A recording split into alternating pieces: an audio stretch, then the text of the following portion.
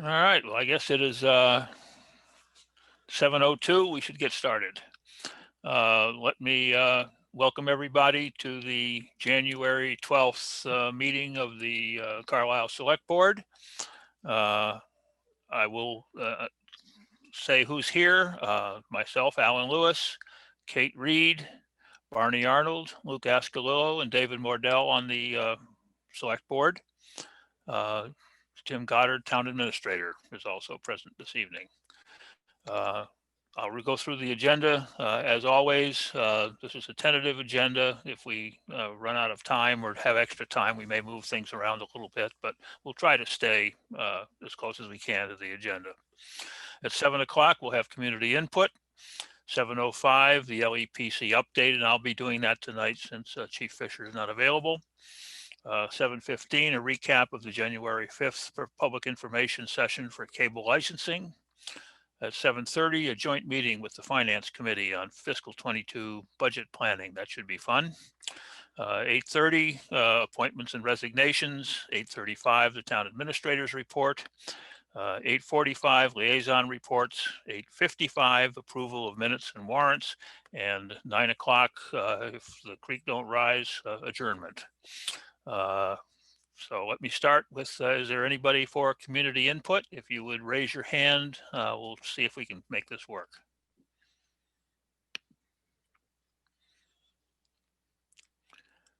Seeing no hands raised, I'll assume there's no community input this evening. LEPC update. I'm going to take this kind of off of the meeting notes that are taken in all of our sessions so competently by our erstwhile ad hoc secretary, Christine Lear. In terms of the Board of Health reported that we are now at 125 total cases, positive cases of COVID-19. 18 of those are in the last 14 days. All of those are confirmed and there's one probable. So we're still not doing well. We're above where we've been all along.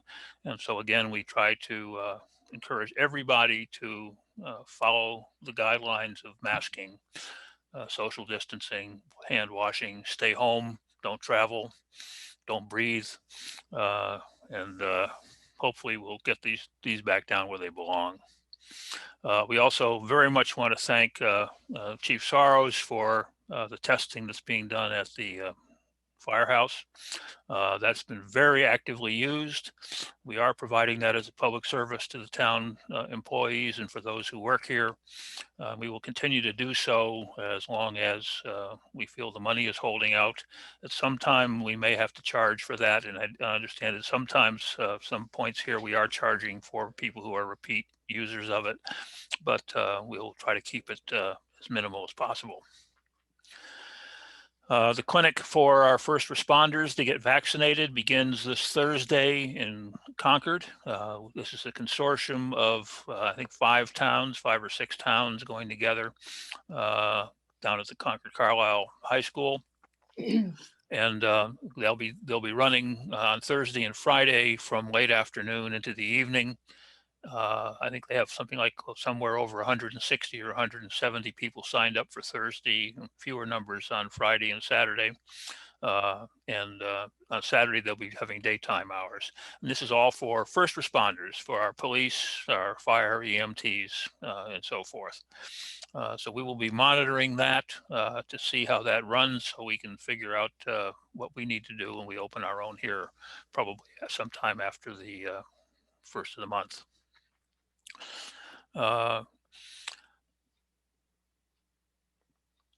There will be a COVID and vaccine update in the Mosquito this week. I know we've been receiving a lot of phone calls from people wondering when they're going to get their vaccines. The answer is we don't know yet because we don't know when we're going to be given the vaccine in order to begin to vaccinate our own townspeople. So if you could keep those phone calls to a minimum, we will let you know as soon as we know.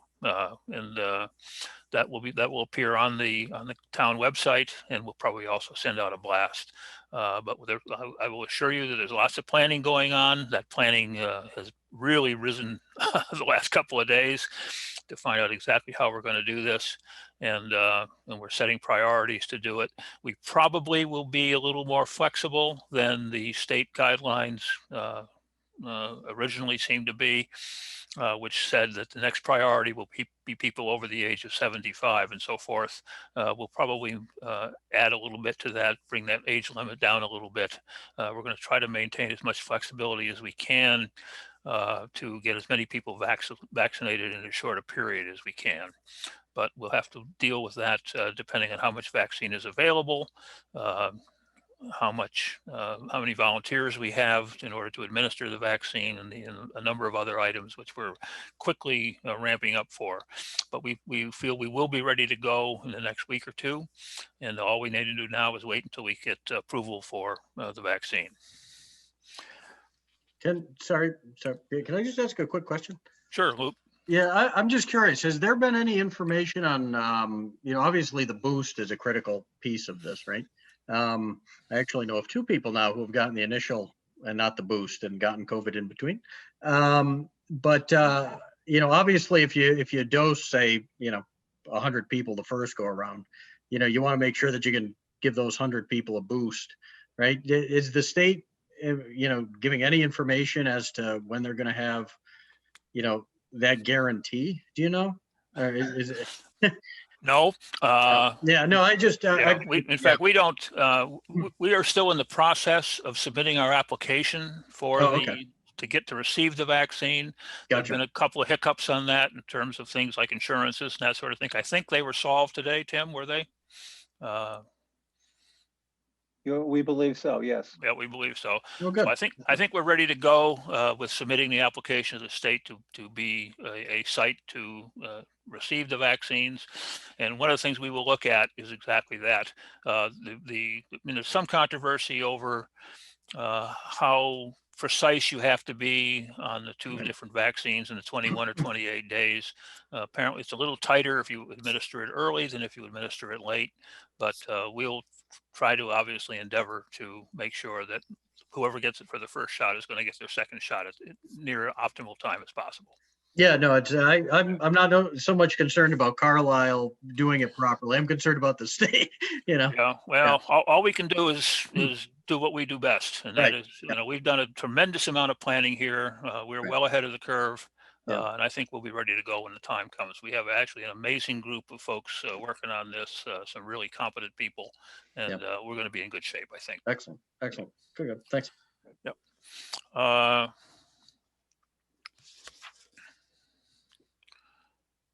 Alan, Linda has her hand up. Oh, I'm sorry. Go ahead, Linda. Hi, everyone. So I can add to that, Alan. So Luke, what the state is doing is they are already predicting that second dose. And so when we put in our order, they will be holding back the second dose for those people. We're getting the Moderna vaccine. So the second shot will be in 28 days. Now I am hearing as of today that there's discussion about not holding back the second dose so that more people can get their first dose. But as of today, that will be allocated once we put the order in. Excellent. Oh, good. Yeah, no, I hope, like I said, I know 2 people now and both Moderna, and it's just, it'd be a shame if you dose all these people and then they can't get the boost and, you're not getting the efficacy. So, yeah. Yeah, well, that argument's going on at the national level as well. Yeah, well, no, it's true. Yeah. The Carlisle Neighbor Response Team is still active in delivering meals to the folks who need food support. We did find that there may be a need for more volunteers. The qualifier on that was you have to be strong. Apparently, some of these food boxes weigh up to 50 pounds, and so if you're weak and weary, this is not the volunteer job for you. But if you feel you're up to it, contact Laurie Eckler, and she will perhaps find use for you in terms of volunteering in the food distribution program that we have. As I said, the state guidelines for prioritization are out there, but they keep changing. And again, we're going to try to be flexible about that and see if we can't be as efficient as possible in getting the vaccine to as many people as soon as possible. The school is open. There's been, according to the school, and I think Jim's on the call here too, they're totally in-house except for those who choose not to be, and things are going well in the schools, and we appreciate all the work that the school folks are putting into making that possible, because we hear an awful lot of complaining from other places where they don't have that luxury, and Carlisle is doing it right. We really appreciate all the effort that has gone into creating a safe and effective workplace and learning place for our students. It's really great. Not too much else. There's in fact, maybe Barney, you want to do this in terms of the cheer project coming up? Sure. So we are,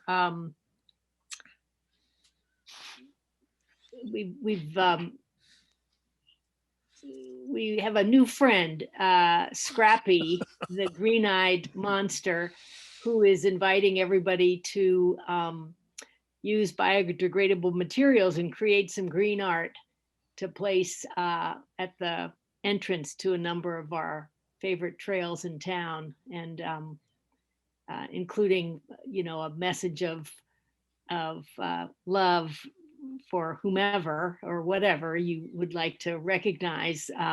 This is for the week of the school vacation week, which is from Valentine's Day through the following 7 days. So you look for more on that, but we're just in the process of getting that all organized, and look forward to having everybody participate. Thank you. Yeah, Scrappy should be good. We were out walking in the trails today and found a few markers around some of the areas in the town forest. And it's kind of fun to see everybody doing that. It does cheer you up when you get out there in the woods.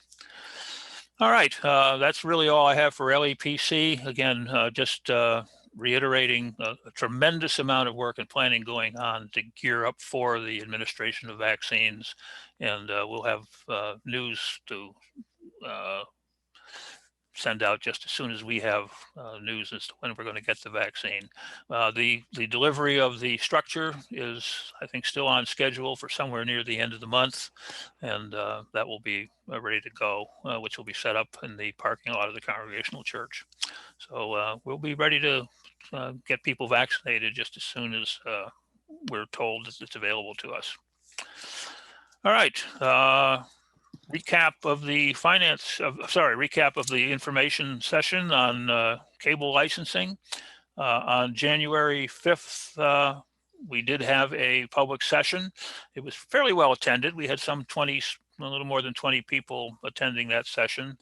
We learned a great deal from our consultants out in California who are helping us negotiate with Comcast. We learned about some of the restrictions that are available. For instance, at least it was a surprise to me that really all we're negotiating as far as is the television component of it. The internet and the phone parts are not part of that contract. They come along with it, but they're not specifically addressed in the contract. And we did learn there are a number of things that we don't know. One of the questions that was arisen that came up was, are there areas of town which don't have cable yet? And we didn't know the answer to that question. We're trying to find that out. But if anybody listening in knows of areas that don't have cable, please let us know, because clearly that's one of the things we'd like to include in the contract negotiations as we go forward to make sure the entire town has access. Yeah, sorry not to Yep, go interrupt. I think Claude put a map together a couple of years ago. Does that sound familiar, Tim? Yes, he did, and actually since then I contacted Comcast, and they provided an updated map of where in town there is cable service, so I can share that with those that are interested. But they did provide that. Great. I know that's one thing we were going to ask for, but I didn't have a follow-up on that. Good. Yeah, Thank you. yeah, because then maybe we reach out to the folks who don't have it or don't seem to, right? And just confirm, because it'd be nice to get everybody connected. I mean, especially, I don't know how kids are doing remote school if they don't have access. Jesus. Yeah. Well, anybody who wants to should have it. There's no question Yeah. about it. Right.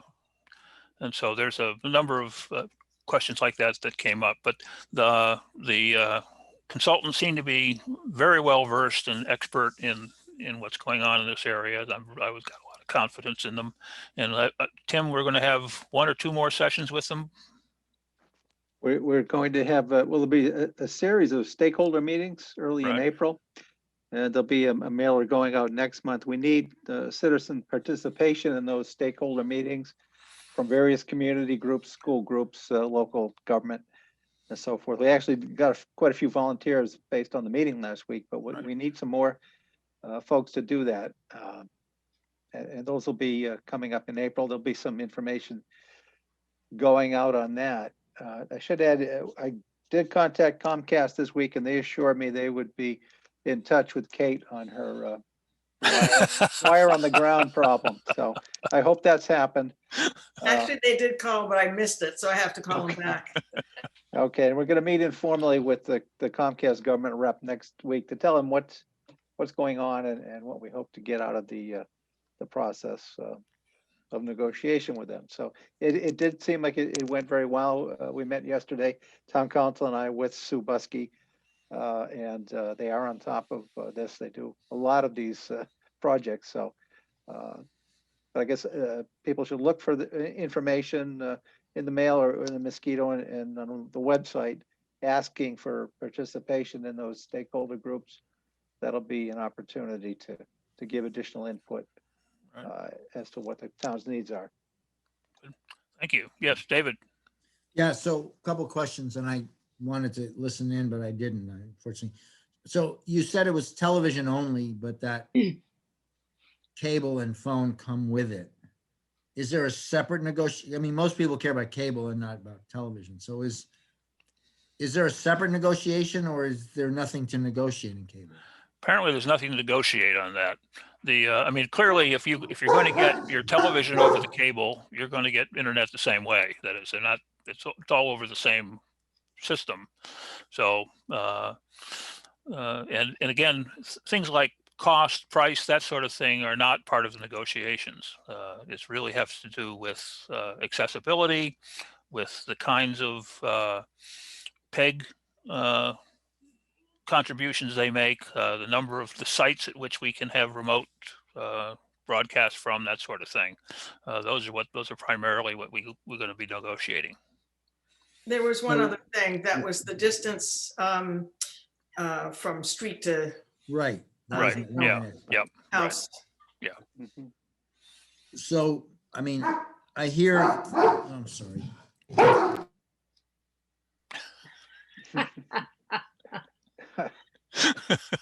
Poor doggy.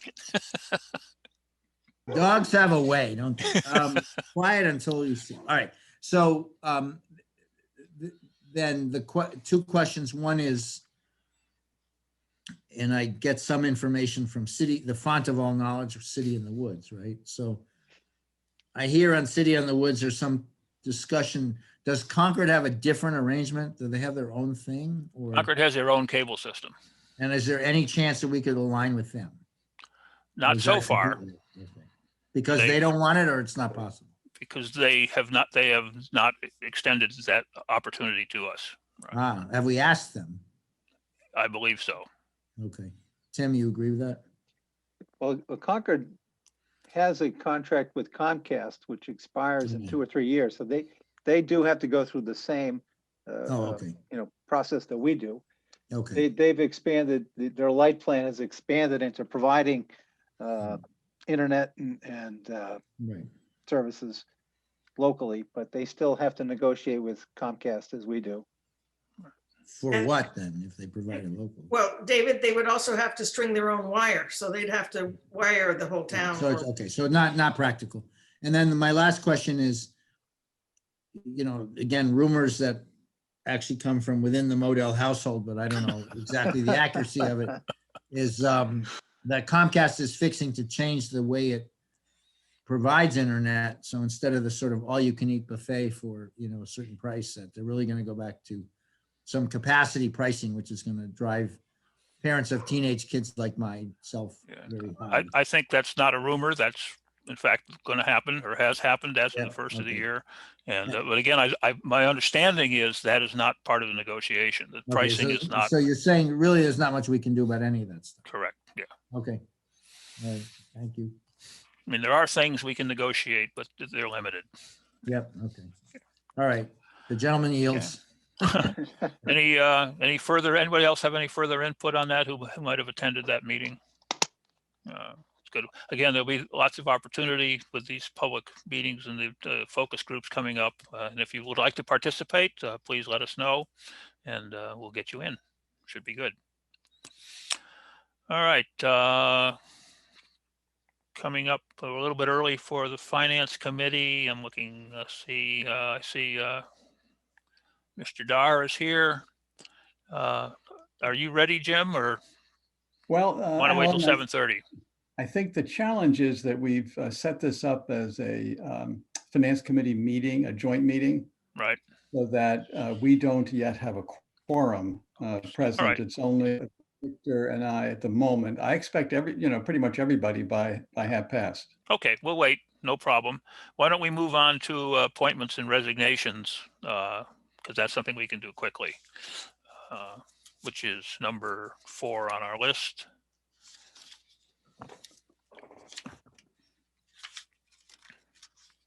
And we only have one as far as I know. Would you like me to make a motion? Would you please, Barney? Sure. I move that the select board vote to accept the resignation of zoning board member Lisa Davis effective immediately. Okay. Is there any discussion? Is there a second? Second. Okay, any discussion? Hearing none, I'll do a roll call vote. Arnold, I. Yo, is Kate trying to do something? She's talking. Kate, you're muted. I see arms flailing. Yeah. Well, you know what? If my Zoom, I use the space button to mute and unmute, but if there's something else in front of it, anyway. And I was looking at the thing. Do we know why she's resigning? Is there? I just hope there's no issues that we need to know about. I think she's moving out of Carlisle. Oh, okay. That's sorry to see her go then. Okay. One So- less Lewis.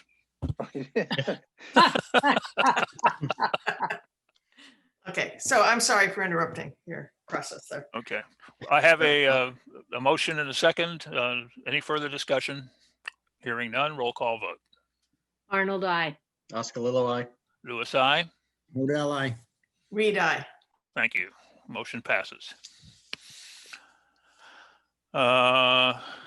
Maybe we can go on to the town administrator's report. Tim? Sure. Thank you, Mr. Chairman. Very briefly, attached to my report, you see a letter from Lieutenant Governor Karen Polito announcing that the Community Compact Cabinet Grant Program has been reinstated for the funding of best practices and regionalization efforts. It had been suspended for the past year, except for IT projects. But now they're funding any manner of projects that the communities can propose, and they especially like regional projects. So there's some information there. If anyone knows of projects or thinks we have some initiatives that might fit within that program, you can please let me know about that, because it's good news that that program is coming back. You may remember a few years ago, we had an IT project funded with that grant program, and also the infamous financial policies and procedures draft was funded. So we actually have draft policies and procedures, never adopted, but that program did pay for that initial first draft. And moving on, really the only action item in my report, you'll see attached to the packet the Maya Health Benefits Trust document that the town must execute in order to participate in the Maya Health Benefits Trust and offer the Blue Cross Blue Shield insurance program this year, as the board voted a number of weeks ago. This more or less makes that relationship between the town and the trust official. Town council has reviewed the document and has no particular concerns about it. It's a pretty standard trust document. And it's one that many other Massachusetts communities have executed with the trust. So we'd ask if the board could vote to execute that, we could circulate it to you later in the week for signature. All right. Could I have a motion to execute the Maya Trust? So moved. Second, I have a motion and a second. Any discussion? Hearing none, roll call vote. Arnold, I. Oscalillo, aye. Louis, I. Modell, I. Reed, I. Thank you very much. Okay. Thank you. Okay. And then finally, I just have the upcoming scheduled meetings. I haven't filled in any of the draft agendas yet. That's still a work in progress, but our next meeting is January 26th. And the 2 February meetings and the first meeting in March are on the are listed as well. And that's my report, Mr. Chairman. Thank you very much. Tim, did you Well, want to mention the, Oh, well, yeah, thank you, Barney. Yeah, Barney, there's an additional item from the Carlisle Chair project. Didn't make the packet, but I think I can share that on my screen, Barney, if you wanted to explain that. sure. Yeah, apologies for the late notice, but this just came up, in light of the turmoil in DC last week. Couple members of the Cheer Project were in conversation with some other folks in town who were saying it would be really great if we could do something as a community to just, show a sense of unity. And the idea we've come up with is to organize a unity chain on the common. The idea would be we'd sort of the way you make a paper chain, that some people make to hang on their Christmas tree, that we would invite everybody in town to participate in adding a link to a paper chain that we would have starting from the 2 ends of the town common down nearest to the stone wall that's along Lowell Street. So from the tree at one corner down to the tree near the other. And people would be adding a link to the chain. We figured out a way to have it held up, hanging from some lights. And we would like to use the common to begin this project on Sunday, because Saturday is supposed to be rainy, and then run through Wednesday or the end of the week, however long it takes us to complete the chain. And the idea is that, it would be a symbol of hope and unity that we could express as a community. So I would like to make a motion that the Carlisle Select Board approve the use of the town common for the purpose described in this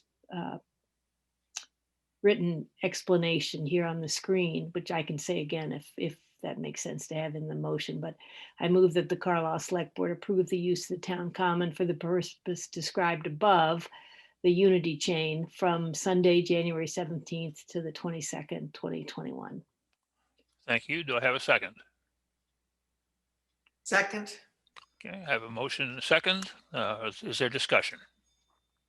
Yeah, happy to answer any questions or, or elaborate. I think this is a nice idea. Is it going to be any particular color? Well, we've gone back and forth on that, but we're trying to make it really easy for everybody in town just to find a piece of paper at home and cut it into the right length and bring it. So I think we're meeting again tomorrow to kind of zero in on the final details. But originally we were thinking yellow because it does represent unity. But I think we're going to go with whatever people have available at home. How will it be communicated to the town, Barney? Well, we'll do our usual, outreach to the various networks, and then I'm hoping that our wonderful mosquito will also include something in this online issue, and then we'll have lots of information posted on the Carlisle Cheer Project website. Okay, thank you. Any further discussion? Hearing none, roll call vote. Arnold, I. Oskalilowai, aye. Louis, I. Modell, I. Reed, I.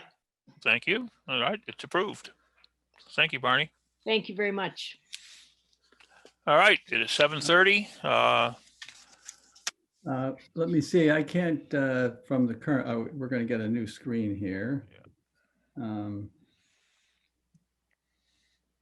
Not sure what we've got. Doesn't look like we have a quorum, but at the same time, I don't know that we need one. You have a quorum. You have Victor, Lynn, Melissa. All right, I can't see all of the. Got Aaron. Yeah, Okay, you have, I think you got pretty much. Scott. everybody. Okay, that's good. My screen isn't showing all of them to me, so I'm only seeing partial. If you do the participants at the bottom, Jim, there'll be a sidebar come up with everybody on it. Yeah, okay. Well, I'll take I your think word. you got everybody. That means then that we want to call our part of the meeting, the Finance Committee, to order. And we need to take attendance. And I don't know if James here? Yep. Yep. Yes. I'm Okay. here. Caccio here. Aaron? Pinsky here, Lynn Lipinski. You're next, Jim, but Yeah. I'm after you. Oh, Elliot. sorry. Okay. We're You not are here. identical. Who else? McMorrow's here. Oh, okay. And we already got Lynn. Triola here. Okay, so we have called our part of the meeting to order.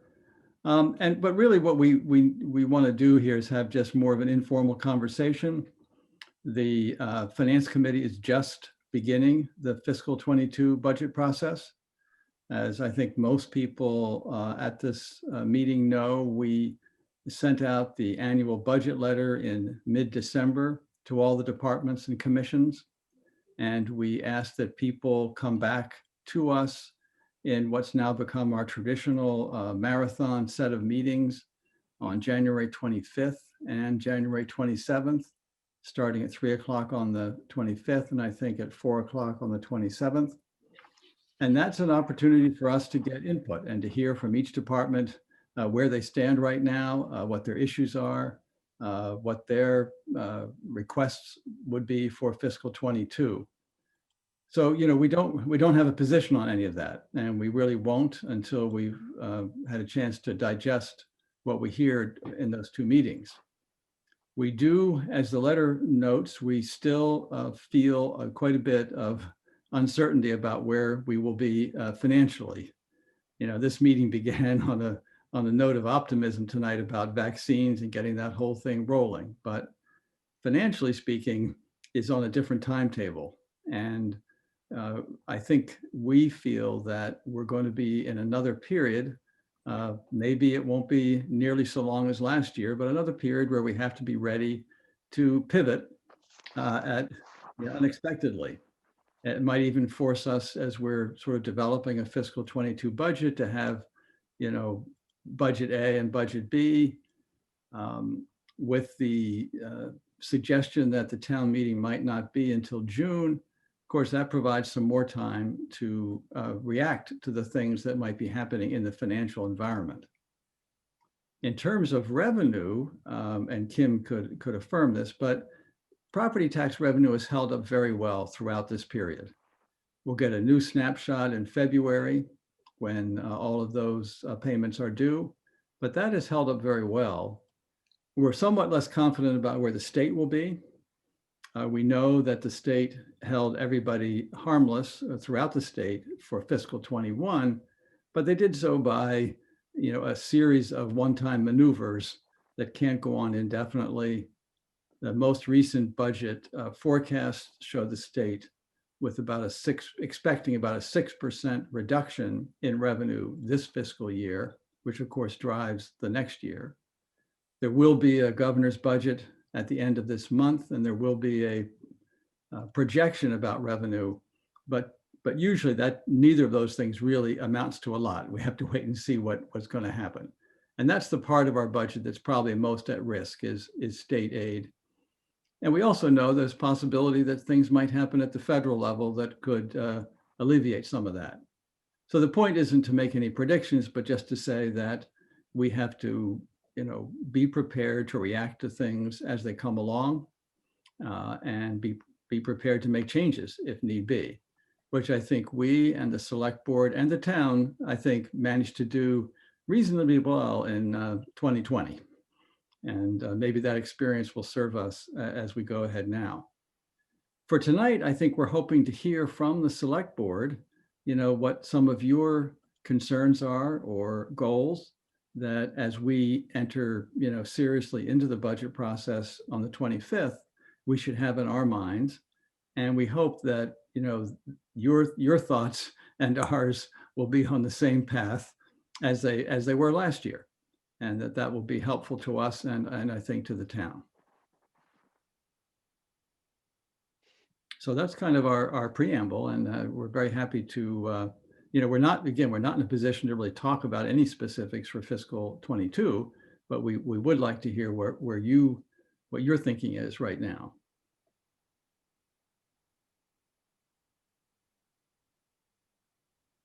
I'll start. Alan, I think you're muted. I saw your lips moving, but couldn't hear you. I'm trying to read his lips. People say that's a good thing, but go ahead, David. Yeah, I mean, I thank you, Jim. And I thought you guys were going to give us some guidance. So that's funny because I haven't been on this side of the table, so to speak, in my years of town service. I guess my overarching concern, I agree with your assessment that the health climate and the budgetary climate are not aligned, right? The budgetary climate lags the health climate. So we spoke, you and I spoke about this just almost a year ago. I mean, maybe 9 months ago, about the probability, let's say, that fiscal 22 might be more difficult, right? So I get it.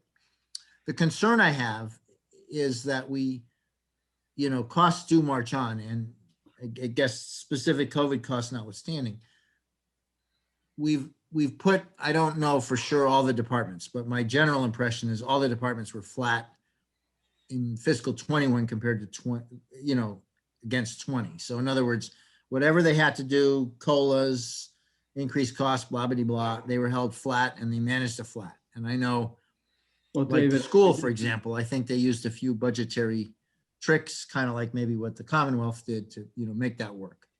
David, I should interject that Yeah. that's not quite what ended up happening. The whole budget was flat. Yep. We did increase the departments for things like the COLA, for other Okay. approved, step or position changes, hour changes. Okay. So the number of departments actually ended up, and of course, those with contractual increases. Yeah, they had to go, right, So sure. many departments ended up with a higher number in 21 than 20, but overall, the whole town was flat. Right. So thank you. And so you had to actually cut something else to make it Mhm. flat, right? So you're right. I mean, not dwelling at the departmental level specifically, but as a global budget, we held flat while we acknowledged that certain costs, contractual and others, increased anyway and are going to increase again anyway, in this coming year. So I guess my main concern without any numbers is if we generally try for, broadly, I don't know, 2 or 3% increase in a normal year, we went to a 0. We're now kind of at 6% as a baseline if we just get back on par. Now, I'm not saying we will, but I want to understand your emotional, broad feeling on what that really means when people start coming to you and say, gee, Jim, we held flat last year because we did X, Y, Z, but guess what? Our, costs went up and they're going up again. That's my question. Well, I think we do expect that, David. We expect that there will be, that there's a lot of pressure people have been feeling, and there's some things that they would like to have done this year that they couldn't. And I don't think as a committee, we have any sort of prejudice about thinking, my God, you know, we need to do the same thing in 22 that we did in 21. I think we're hopeful that we don't have to, and that it can be ultimately, depending a lot upon the state, somewhat more of a normal year. But again, I don't know that it necessarily needs to be that the 6, because a lot of these departments did get, you know, a 2 or 3% increase anyway this year. So, but then the other side, you have warrants, you have things like facilities, and you know, those were severely constrained this year. Right. Yeah, So no, I agree. I don't mean a 6 on a departmental level, but yeah. a But 6 yeah, there on will both. be upward pressure. There's no doubt. And I think we hope that all things being equal, that the town would be comfortable with an increase, but that we want to keep that at a moderate level. And, you know, we don't want to hit people. We don't want to go from saying to them, great, by the way, you know, we're not increasing taxes, and oh, great, now we're going to we're going to slap you on the other cheek, you know. Yeah, and that's really the question, I guess, from a guidance standpoint. I mean, you're off cycle, right? By now we would have, maybe the corollary question, not is a timing question. I just heard just now about maybe a June town meeting, but in an ordinary year, your guidance letter would have gone out at Christmas time. That's right. Yeah. Or even a little earlier, and people would be starting to assemble budgets. So your meetings on the 25th, which maybe would have been a little bit earlier, but you know, roughly in January, would be around already a guidance, and you don't have a guidance yet, is what I'm hearing. But we do expect to put out a guidance letter in probably by mid-February. Okay. And as in previous years, when we've done these marathon sessions, which usually have been in October, later October, those initial presentations are a good working foundation for what will ultimately happen. Yeah. I don't think we surprise the departments too much with what we recommend, and they usually don't come back with great surprises for us either after those initial meetings. And now we'll be almost 7 months into the fiscal year. Yeah. So I think people have a pretty good idea of what they're facing. But we expect to get that guidance letter out in mid-February. You may know that the high school is expected to really finalize their budget proposal by early March because of Concord's timeframe. So that will be something that we'll be very much paying attention to, since it's a big chunk of our budget. Have you gotten an early read on what that increase is likely to be? No, Melissa is our liaison. She and I attended a meeting in around December 8th or 9th. That was a joint meeting of the Carlisle and Concord committees, finance committees, and the high school committee. But we were hearing a lot about, more about where they are this year and not so much about where they are next year, except for this time period. Jim, they're available on the 27th. They will be there to give a high level overview. That's good. I mean, we usually have that issue with them because they want to present their budget in Concord first, and of course to the committee first. But they're on a pretty tight time frame, probably right now tighter than we are. Right. Are we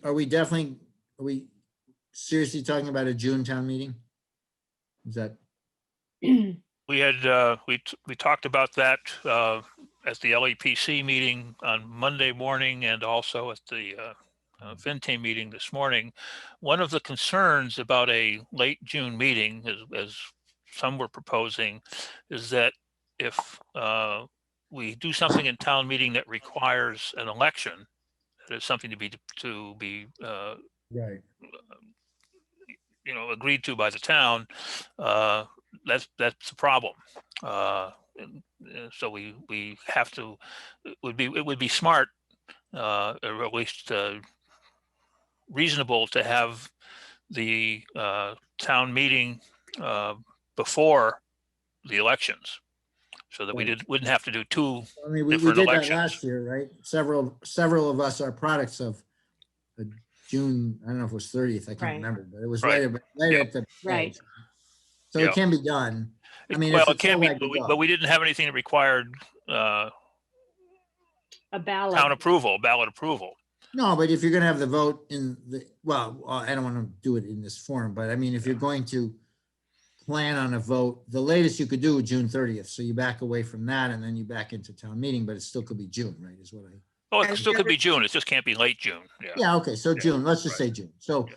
I mean, one reason why that may be material is if you haven't now given guidance, and I see Mr. O'Shea here, or at least his icon is here, and I don't see anybody from school committee, although I'm sure Scott is well versed in those matters. But I think my understanding, Jim, is that the school committee is wanting to present its draft budget.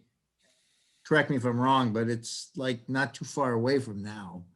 And maybe it doesn't have to be that soon if the timelines relax a little, because I don't know if it just doesn't seem like we have enough information yet to kind of go to that process. And I'm not close to it. I'm just giving you my opinion. Yeah, we are going to be presenting a draft at the January 20th meeting, so that we have a draft presented to the school committee before we meet with the finance committee. Okay. So yes.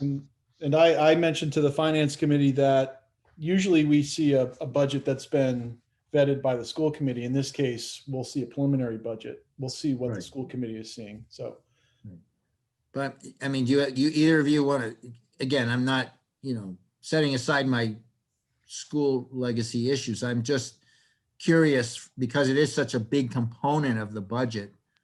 And I am aware, obviously collective bargaining agreement is got 2 years of latency to it now in and of itself beyond anything else. So do you have any words here, preliminary words that you want to say, or, it just seems like you're going to present a budget. There's going to be a percent that represents.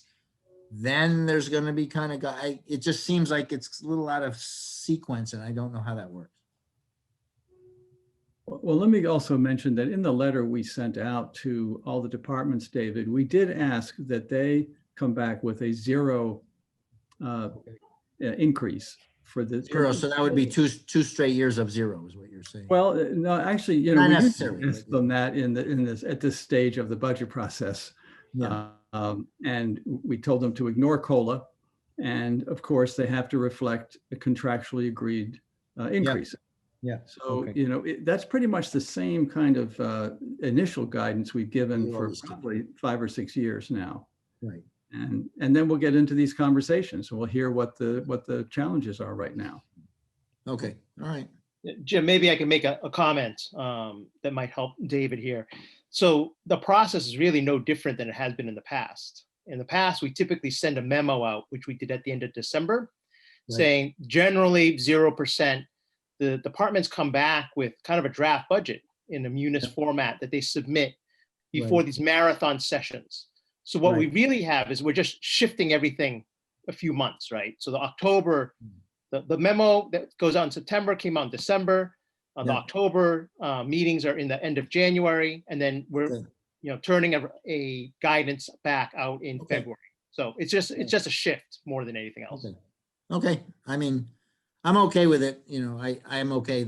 I trust both the school board and the finance committee a lot. And so I'm not worried that there's not a control on it. I just, again, from a global perspective, there's really no particular answer to be had tonight, but from a global perspective, I just see a latency, a kind of buildup of pressure. And it sounds like you're aware of that. And, what that ends up turning into for the taxpayer as we rattle on towards town meeting, obviously that's the critical issue. Yeah.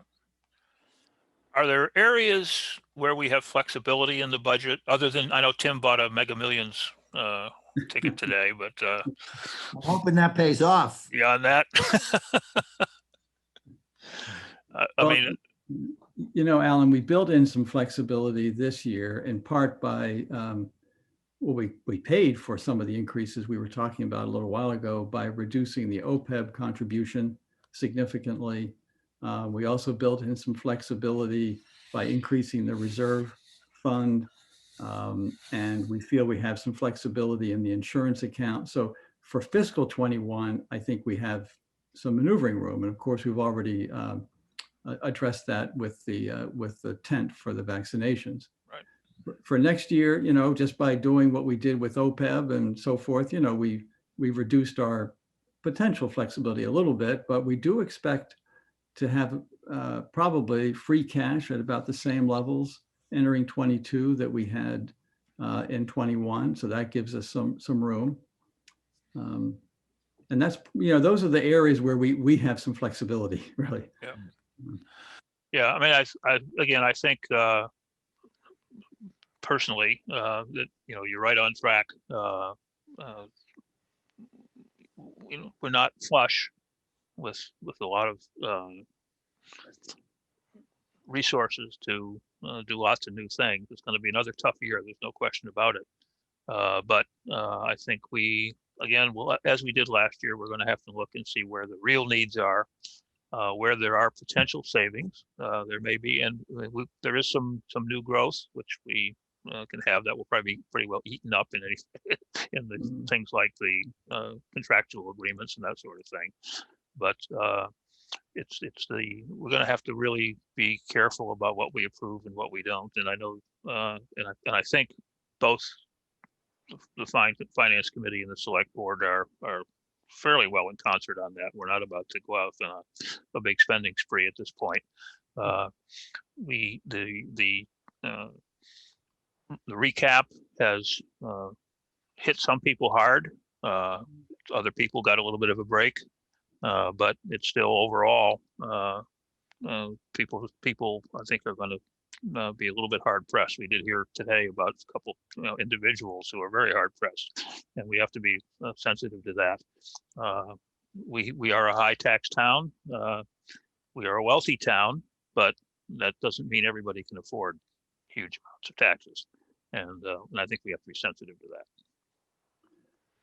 Well, I think that the committee will be. I should also add that once we get our guidance letter out in February, we would expect to come back to the select board, and at that point probably have some more specifics, a little more grist for your mill than we have tonight.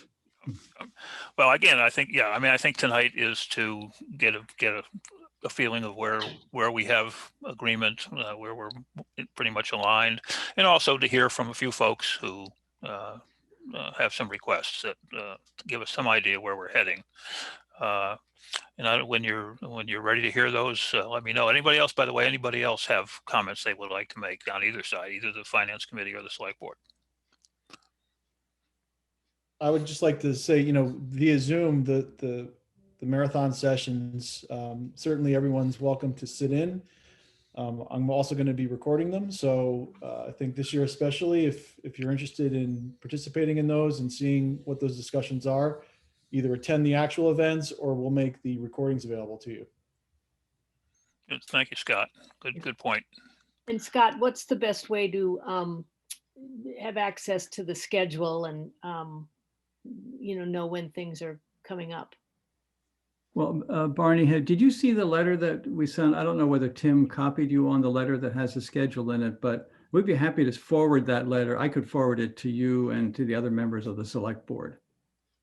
I'd appreciate that. I always, for the past 4 years or so, I've always sat in on those, and I find them very, very good. And I really wish all the department heads would go, because I think it's really important for everybody to see that everybody's got needs, and that when sometimes we're weighing, and the FinCom's weighing, or the select board is weighing everybody's needs, it's we're trying to keep some equity across the entire town, and that's easier to see when you go to all those meetings. Yeah, I want to remind people that we've had extraordinary COVID expenses this year. Not the structure not being the least of them. In fact, it's certainly not the least of them. It's the most of them. But it's we still do not know the degree to which we're going to be reimbursed for those expenses. We're still waiting to hear from that. We heard this morning that we're getting almost no information about which of those will be approved and which will not. Depending on that, we may have some flexibility or not. We may, the degree to which the federal government, the CARES Act, will cover some of those extraordinary expenses. For instance, the free testing that the town is doing, which is, we think, is a very good investment. We think it's a real service to the town, and it serves the public good, it serves the public safety, but it costs money. Let's not kid ourselves. And we're going to continue that, at least in the near future, with the town absorbing the cost, with the hope that we get reimbursed from CARES for doing that. If we don't, it's money we're going to have to pay for out of our regular budget. I just want to remind people that we're doing a fair number of things in this town that are extraordinary from a public safety standpoint, that cost money. And we're hopeful that at least some or most of that will be reimbursed by the federal government, but we still are not assured that that's going to be the case. And it goes, as you're noting, Alan, that goes all the way back to March, where, Priscilla has sent in the required numerous forms and requests, and we still have not gotten anything that affects the school and the rest of the town. So let's say none of that. Let's say for some reason it's all rejected. Well, then that's something, we have to deal with right now in fiscal 21. Right. Just one more reason to be, somewhat cautious in the decisions we're making right now. Exactly. And I just wanted to remind people of that. And the last thing I wanted to remind people about as well is that although our unemployment rate did go back, it never went back down to normal, but it is coming back up, and it's currently at 5.3% in the town. It's up 2% from last month. Good. All right. Are we ready to hear from some of our departments? I guess we are. So let me ask the Board of Health, Tony Mariano, if he would like to make a short presentation. Again, we're not going to make decisions tonight. This is simply informational to give us an idea of what sorts of requests may be coming forward later in the month. Okay. Thank you, Alan. I appreciate it. So we presented to just the select board last meeting our proposed resourcing goals for fiscal year 22. But so the discussion was helpful. We were able to go through some areas where we could point out things a little bit better and kind of elaborate on what the needs were for the town in the areas of public health. David and I had a chance to get together in between meetings and discuss that. I did produce a couple of slides based on our conversation that with some more detailed information about what we're asking for. And just for the sake of those who weren't at that meeting, I'll just briefly run over what we're looking for. We're looking for 10 hours a week position created for a public health nurse. Now, we've had public health nurse services through grant funding, and that's disappearing. We've had it renewed, and it's not supposed to be renewed. We lucked out, and it will clearly end at the end of fiscal year 21. So we're looking to continue those public health nurse services. I think we can all kind of see what value is to a public health nurse right now. This is not COVID related, though. These are all the things that we need to do otherwise. Even through the grant, the hours weren't really enough. And our health agent and health agent assistant had to cover some of those duties of a public health nurse, just to keep the sort of clinical and that end of public health, keep it moving forward. So that's one of the things we're looking for. The other is what we're asking is an 11-hour increase, an 11-hour per week increase for the health agent assistant. Last year, we had put in a very similar proposal, and with the request to keep things at level funding, we did a restructuring of the, we did a compromise, and rather than push for that, we did a restructuring of our department. We had 2 assistants, and most were held, most of their work was administrative type support. We eliminated one of the assistant positions and increased the hours to the other, so that they could be a true health agent assistant, get the training to put them in place and be closer to what we're mandated by the state to have the 2 deep coverage.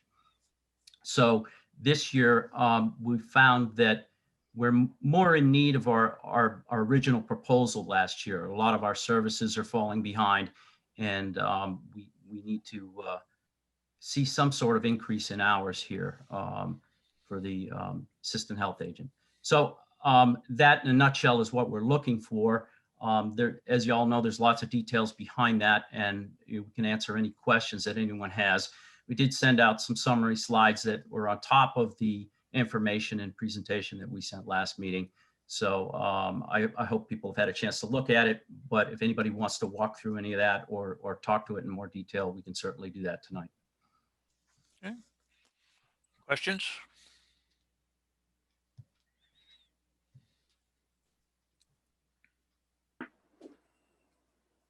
If there's no question, I mean, I make a comment since Tony and I did speak.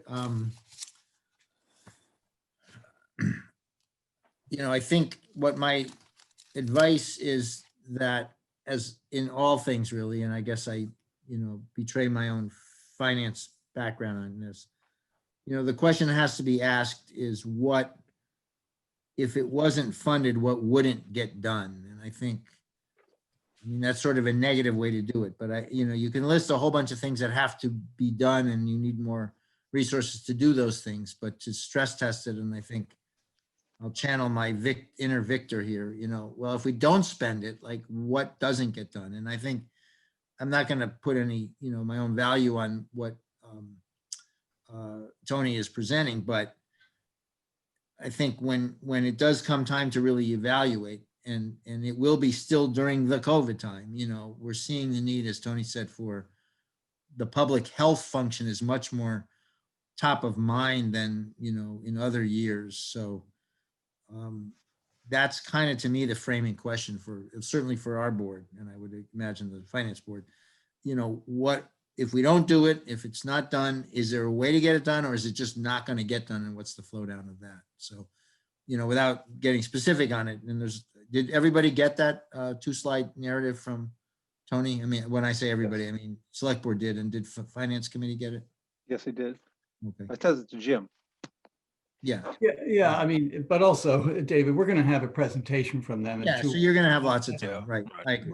We're really going to, you know, refrain from really commenting until then. Yeah, no, and I'm not, you know, I'm not looking for comments. I'm helping, I guess, framing it from, I'm giving you the perspective of my lens of how, you know, I would look at it. And it's, so, you know, I mean, you know, the common nomenclature on the finance side is level service or not level service, right? So you're asking for level service where it's the same thing and maybe, you know, the COLA made it more expensive or whatever, or is it an increase of services? And, you know, this is probably a combination, but there is this, you know, public health imperative that's going on that's driving some things. So anyway, I'm just giving you a perspective. That's all.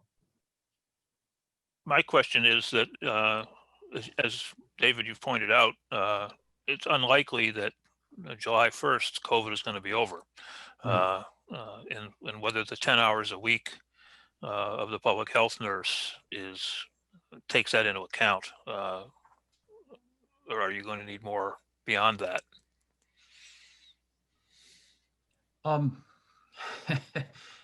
Yeah, it could be. So in my view, it could be handled for a period of time. We are considering that there are what they call collateral damage from or what everybody's using that term these days, from the whole COVID experience. So the awareness of virus monitoring and just the reaction that we have to present, you know, to help the public here is going to remain even after COVID's gone. And it certainly won't be to this intensity, but we did consider that in our planning. The clinics, there are going to be more clinics for vaccinations. That goes without question. And so it's that type of thing that will happen, other aspects, but this collateral damage we did consider in the amount of time that we're looking for the public health. Yeah. Thank you. Yeah. Yeah. Hopefully vaccinations will be over by July 1st, but Yeah. you never know. Yeah. I have a question for Mr. O'Shea. So, we have this grant with the current public health nurse, which is a Concord resource, which I guess is kind of going away. And you have 2 nurses on staff. They're neither trained as public health nurses, right? So the questions for you, Jim, are, do they or are they interested in any training on the public health side? And 2, what do they actually do in the summertime? I would hesitate to speak for them and what they might be interested in. And B, in the summertime, they're on the teacher contract. So they don't really do much. So they're, You shouldn't say that. That's, I I'm was just saying they're on the David, teacher do a lot. I'm gonna contract. take that back, David. Yeah, I'm taking that back. I'm taking that Okay, back. thank you. So they're on the teacher contract, I Okay, think. they're on the teacher. And I will say, just to that point, I mean, our public health nurse, she's doing yeoman's work for us, right? As we identify cases and doing the contact tracing. So we appreciate that, Tony. But she's doing a great So deal of you work. need, what I'm hearing is you need that function as well on the school side. If you asked me 12 months ago, I would have. No, I'm not, said, no. What no, does in the the- public in the health nurse do? I'm not sure. You asked me today, I would say we Yeah. absolutely need that support. Okay. The other thing I want to mention and let Tony or Linda speak to is, we're talking about the public health nurse. We've been mostly talking about that, but there's an assistant to the health agent component as well to the request. And maybe Tony, you want to comment, or Linda want to comment on, the training that Chris is getting and the, long-term goal in terms of having the role of the assistant as not just an assistant, but actually either a protege of the health agent or a backup or whatever. Sure. Well, I mean, I could start, but certainly Linda can elaborate on it. So we belong to programs in the state that require backup of a health agent. So they even do testing of that without notifying us to make sure that we have someone that can respond if there is some sort of statewide public health concern. And if they find that we don't have the adequate backup, we can lose our membership to the program. So there's that. As far as the training goes, our assistant now has been doing a lot of the training. She's still working on the Title V inspector training, which is going to take some time, but that's a definite need to be able to be an assistant health agent. So Linda, you may have some more specifics that may add some meaning to this. Feel free to jump in for me.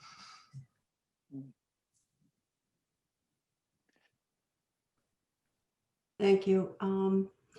So yes, health departments are kind of being pushed to have standard uniform criteria in the health departments. And there are actual training modules, and the current assistant on her own time is doing those trainings. And the other thing that we had planned to do was make it a learning position. So the assistant, in the beginning would shadow me and learn how to make decisions and what goes into the decisions. So it's a little more than just knowing the codes, it's how to implement them. Unfortunately, COVID intervened, and because we have to share our time at town hall, we've not been able to accomplish as much of that as we would like. But you need time for that. And if you really want to build that position up to actually be a second health agent, so if I'm unavailable or absent for any length of time, the town is still being served by someone who knows the public health, and also knows the land use, Title V, and all of those codes. So it's becoming much more of an important position throughout the towns that I'm familiar with in our public health region. Other questions? Yeah, so I just have a couple of comments. So, it's kind of the rub that I had last time too. I mean, it came out again. When we approved this position last year, it is a more qualified individual. They're at a higher pay grade. They're at a different level, and you promoted somebody that isn't qualified for the position. And now it seems like, and I appreciate her effort to do all the work on her own and to get trained on her own, but that's not what we were told. And now, to try to ask for more hours so somebody can train and get up to speed and can learn. I mean, that's not what we were told last time. That's not this. I did not expect, and I'm not going to speak for the other board members, that this was going to be somebody who was going to be trained on the job. I mean, we didn't up the position for that. Could I clarify that, Luke? Sure. Yeah. Okay, so we actually had 2 part-time positions, and those positions went away, and we had to go through a hiring process, and we had to advertise, and we had to get applications. And it turns out that one of the part-time position employees was more than qualified. She has the degree, she has the science background. We were just lucky that one of our candidates met all of the qualifications. When we changed the job description with the personnel board, there were additional criteria built into that. That's how it was moved up a grade. And she met all of that criteria. So, but just meeting criteria doesn't mean she has the experience, and I think that's kind of what we're seeing here, though. Just because you have a degree in science doesn't mean that you're qualified for public health, and I mean, I understand, yeah, you didn't get many applicants and whatnot, but then you repost the position. I mean, we do it all the time. We just posted a position. I interviewed 10 people, none of them gone. Let's wait a month and repost, I mean, that's what we do. So can I speak to that? So, that's not the way I see that it happened. What we were looking for is a part-time position. Okay, the health agent is a full-time salaried position. We're looking for a part-time position, someone who could be assistant to the health agent. Yes, it required certain qualifications so that that person could jump in and start in on training and becoming more familiar with how the health agent does everything. And I think that's exactly what we've done. And what we're finding now is we need more hours, just like we asked for last time. We need more hours for that person to be able to continue with this training and familiarity with it. What your qualifications are in any job, are your baseline. Then you have to fit into the job.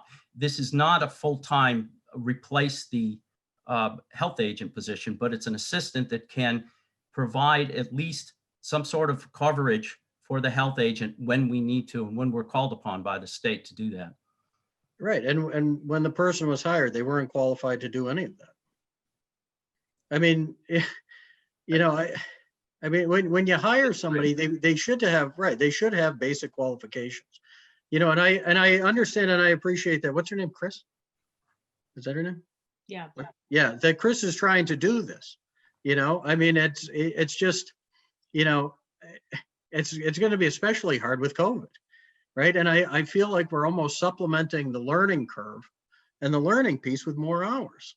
If we got somebody in that was more qualified, that had some experience. I mean, you look at the job descriptions, and I'll be honest with you, the 3 years of experience for Linda, I think you would agree, Linda, that that's just ludicrous. You can't have 3 years of experience and do what you do, right? And and the assistant position is, I think, the same, right? 3 years. And I don't think, but yeah, I looked at other towns. There are other towns that are hiring. Lexington's hiring, and Marshfield's hiring. And, the Lexington position, which is a director position, is again in the 3 to 5 range, which, again, I think Linda, you'd agree, somebody with 3 years of experience can't do what you do, but I guess Luke, I thought we were getting something else when we agreed to this position, and it's hard to justify, another almost $19,000 increase. Luke, I can give you one example that might help. One of the things we do, food establishment inspections.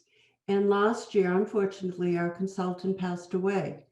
And we were aware of that. And this candidate, the current employee, is a registered dietitian. She is more than capable of doing food establishment inspections. And that was part of the board's plan in going forward, that we would take that on. And that would be, she's very qualified for that responsibility, probably more so than I am. And that was all part of the mix in choosing this particular person. Yeah, no, and that's great. The other piece too that I brought up last time is consultants, right? So I know you guys use Rob a lot, right? And for example, the consultant that passed away, I mean, I know food, right? So it's Ferns and Kimball's and the school, and right. So, but like, how much time does that consume, right? Are there things that we could, parse out to a consultant, right? I mean, how many hours did the consultant work, right? The individual that came in to do the food inspections. I mean, and I don't expect you to answer it right now. I just, it's just, it's when there are certain kind of specialty things, I almost think it makes more sense when there's low hours or low time, right? To just get a consultant or a contractor, right? I mean, I think we're getting hung up on the training and the qualification piece of it. I don't know if you had a chance to look at the second slide. It's too bad that it just came out today. David and I met over the weekend, and it's just timing here. But if you look at that, it's about capacity. It's about being able to actually accomplish the things that we need to get done. So training, sure, it's a small piece of it. But there are all kinds of tasks that we do that we're just not getting to, and we have to prioritize things, and things aren't getting done. That's why we're looking for these extra hours for the assistant. Yeah, I don't know. I mean, I'm looking at the slide now. Things like accessory apartments. I know the permitting is going up, but again, that's the same sort of thing. There were 3 on the planning board agenda, right? The most recent planning board, and like that's an anomaly. And some of this I don't really know. I mean, what's involved in when you guys review for an accessory apartment? Is it just, can the septic handle the capacity, or is there more to it? And then another piece too is, when COVID drops back, right? I mean, because it will eventually. And, if we do agree to a public health nurse, how many of these things, now just become part of the normal daily routine? And and I don't want to say that 35 hours is too much, but where you could actually manage in 24, 27, or I just think it's a weird time to be adjusting hours too. We're a year into this, COVID hit, and it's interesting because like one of the comments you guys had, and this is 100% legitimate. People come into town hall. They ask for something, right? You got to stop what you're doing. You got to go and you help them. Right? And then you got to go and you got to try to get back into the swing of what you're doing. But then we also it's harder to do it electronically and remote. And it's like, well, what is it? It's, I don't know. I'm stuck on this one, Luke, I'm happy to meet with you or discuss things over the phone, because it sounds like a lot of it can be cleared up in what the efforts are and what the tasks are and what the sequence of things that need to be done and what is lagging and what is falling behind because of the need for extra manpower here. So, I mean, if I just don't know that we can dive into all of those details tonight, but I'm Yeah, certainly, no, certainly willing to get together with you and go through this, and maybe it'll give you a more clear idea of where we're coming from. yeah, no, happy to chat. Yeah, I just, it's just, if everybody or anybody else has a similar question, it's gonna be good to get it out when there are 10 of us here as opposed, or how many are on FinCom? 7? You guys have too many. Get it out when the 12 of us are here as opposed to just, the one-on-one. Because I know there's been some one-on-one stuff going on. And it's like, yeah, and that's fine. Yeah, I mean, that's how you got to kind of work this stuff. But yeah. So I mean, I'd love to catch up, or maybe we wait until, the FinCom, the FinCom marathon.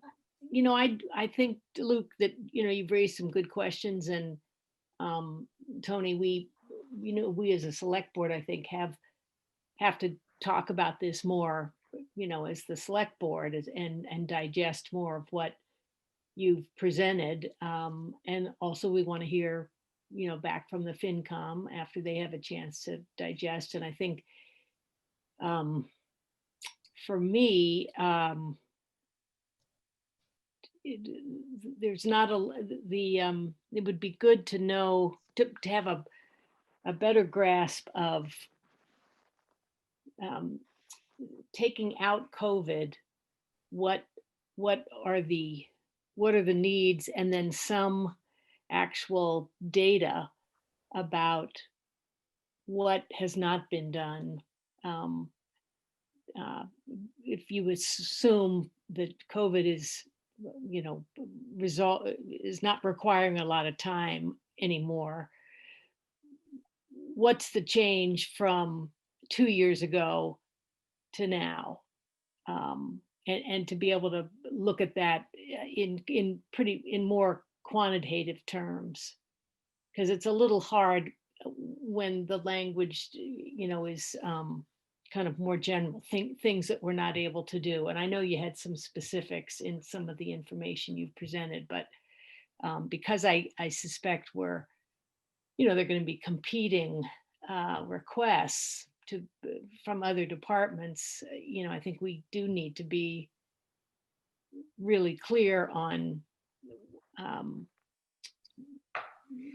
why we would support any increases going forward. So I think I would like to view this as the first of, continued discussion about this, and and I actually think it's better.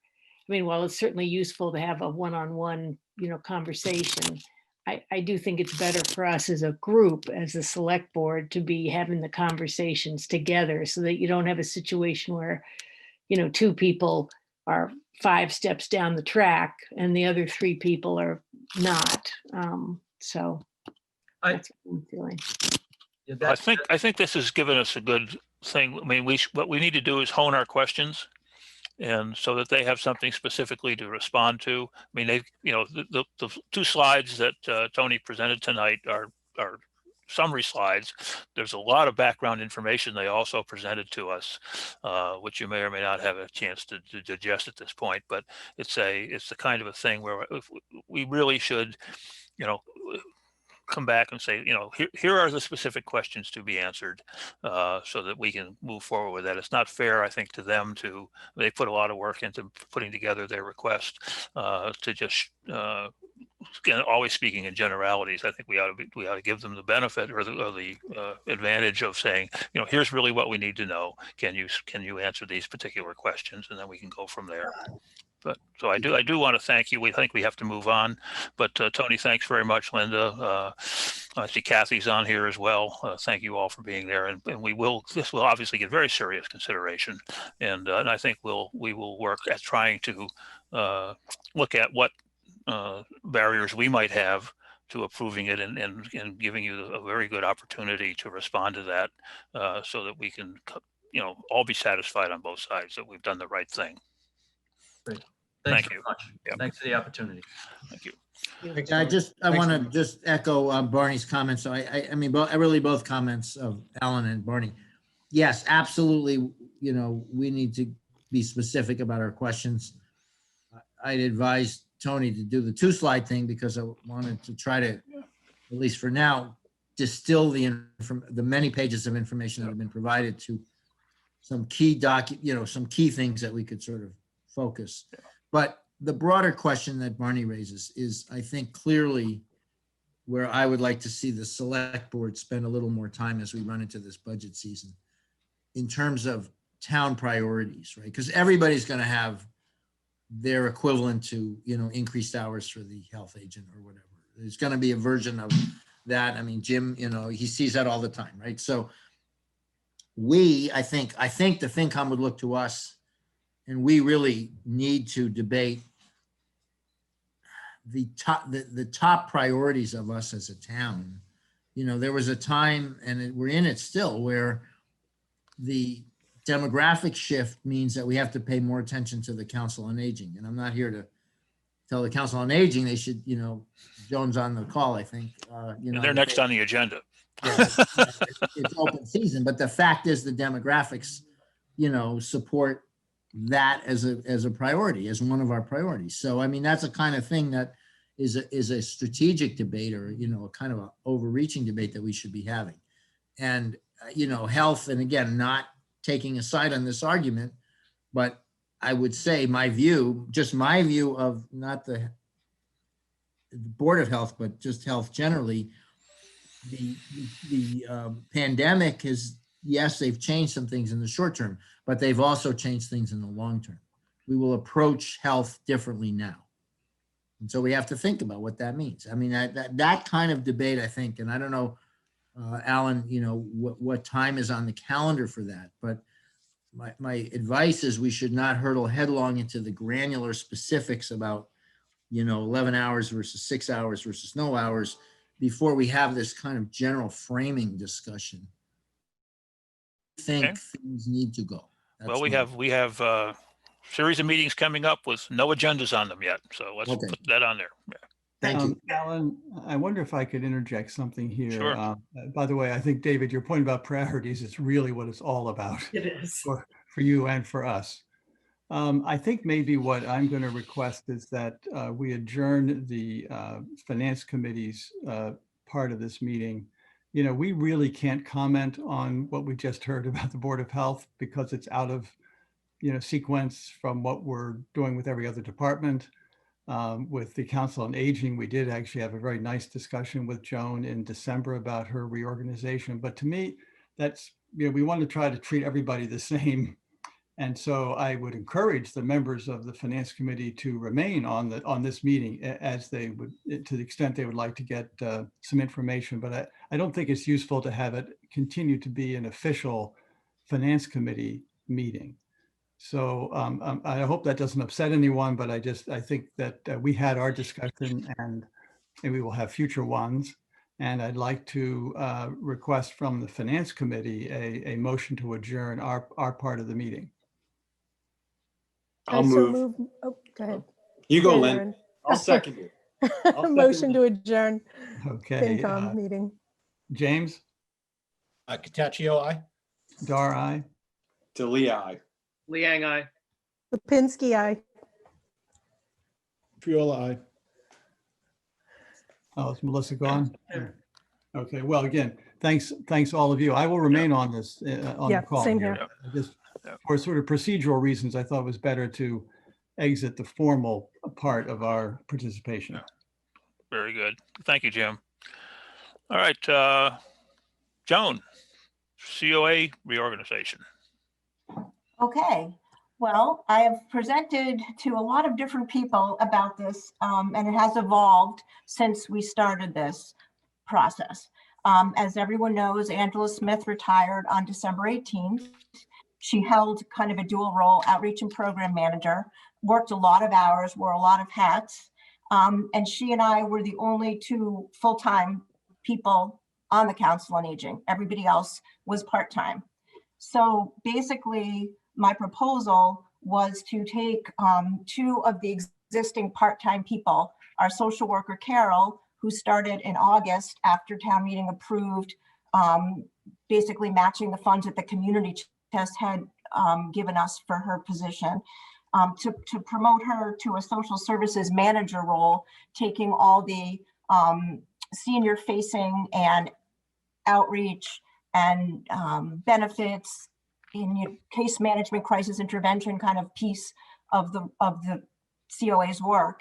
And then to have Linda Cavallo Murphy, who is a program assistant, take over the programming as a program manager, doing kind of all the exercise and, cultural enrichment education, all the things that we would offer, in a non-COVID time, and all the things that we're trying to offer now through Zoom. And so what I was looking for is to have both of them be full-time instead of part-time, but the total number of hours within the COA would remain the same. And as I went through the process and had the personnel committee review the positions and rate them, and then I could see what they were saying that, we would need to pay them if it was approved. I talked with my board, I talked with Tim, I talked with James, and kind of my proposal that I sent in with my questionnaire was that because the COA is fortunate that we get $100,000 in funding that is not from the town. So we get funding from the Friends of the COA, the Concord Carlisle Community Chest, the state grant, which comes from the Executive Office of Elder Affairs, and the Lowell Regional Transit Authority. So all that adds up to $100,000. And some of it, like Lowell Transit Authority, is obviously very specific to transportation, but the Community Chest, the Friends, and the state grant are very flexible.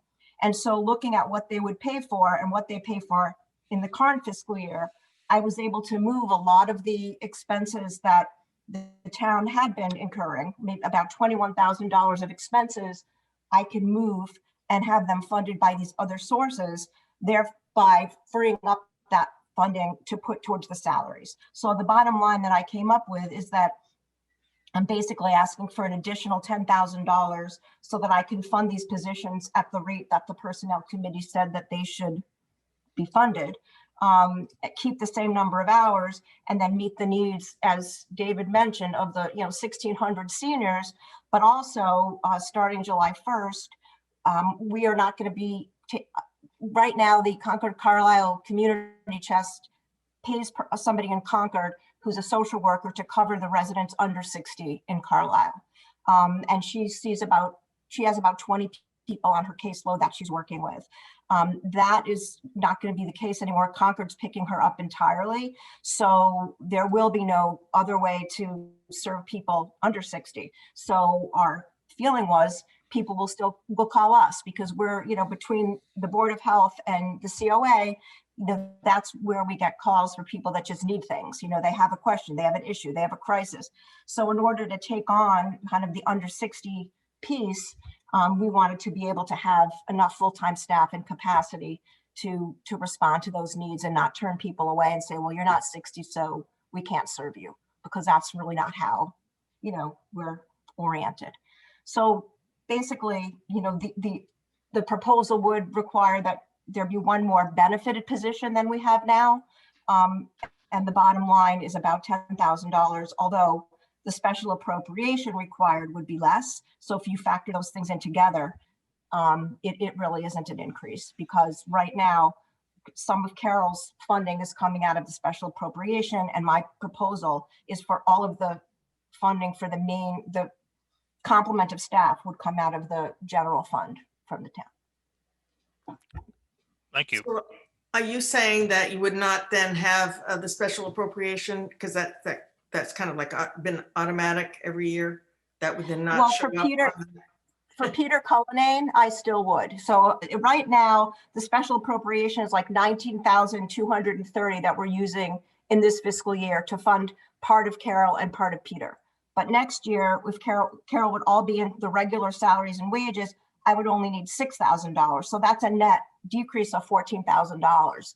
So when you sort of roll that into the 10,000, it's actually a savings. But, I know those are two different things, but right, I would not need a special appropriation of that scale, because I think my feeling is, and I know my COA board's feeling, and, is that if you've got a regular full-time employee doing, a senior position on your team, that should really be part of the regular town budget, not relying on the community chest, the state grant, or a special appropriation, because that's just not the stability isn't the same.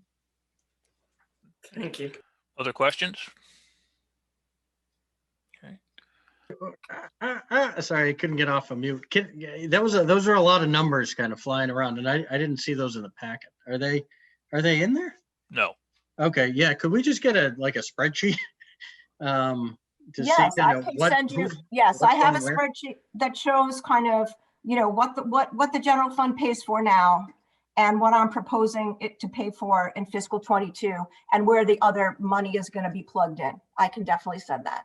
Okay, thank you. Yeah, and just a quick question. So it's in a sense shifting money that's being used for one thing that's in a sense, I don't want to say not allowable, but is it, so shifting money from these other sources that can be used for that or not used for that, right? And then covering stuff with the general fund. It's in a sense just kind of shifting allocations, right? It's not.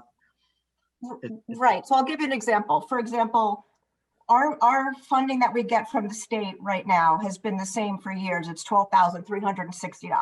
Yep. So this year, almost $9,000 of it has been allocated to Carol's position because I had to piece that together between what the community chest gave, what the town approved at town meeting, and then the rest of her salary. So I took, 3/4 of the state grant and put it there. Well, if she's paid by the town next year, then all of a sudden I've got $9,000 from the state grant that I can use other places. So I can use that for exercise classes, for venue rentals, for, other things for seniors that I wasn't able to use the state grant money before. And so same with, the Friends of the COA.